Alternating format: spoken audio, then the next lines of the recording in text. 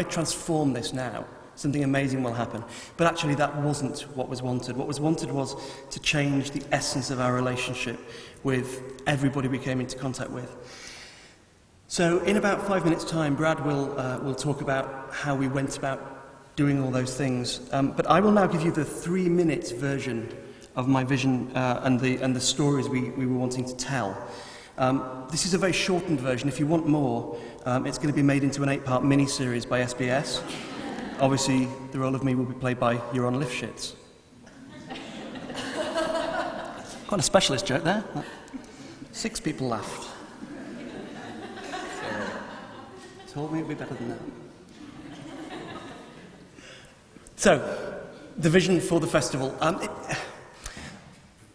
I'll be candid, I started off with 8 stories, 8 different areas of work I wanted to discuss and present a year and a bit ago, and it was pointed out to me that that's too many stories, that in particular sponsors would have a problem with more than 5 stories, and 4 is apparently the absolute ideal number of stories for a festival. So we have 4 stories. Some of them sound like they might be 2 stories, but they are just 4 stories, and I'll defend that to the death. The 4 stories that we're looking at are, first of all, disruption and order. It started off as just disruption, but I managed to get order in there as well.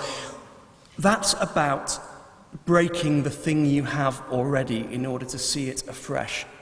It's about the license that a festival has to close down a main street and drop 2 tons of feathers onto an entirely suspecting audience. I mean, they knew exactly what was about to happen, and they loved the idea.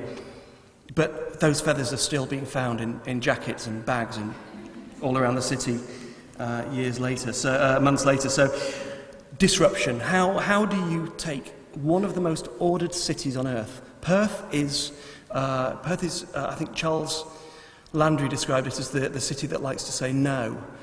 It's, there are more rules. There are more rules in Perth than there are places where you can buy a coffee for under $5. It's extraordinary. And don't get me wrong, it's one of the most beautiful places on earth, but it's, get yourself a coffee machine, it's just cheaper. And so, disruption and order, what's our place in the world? How do we allow people to break with the norm and what they expect, but also then to see things totally afresh?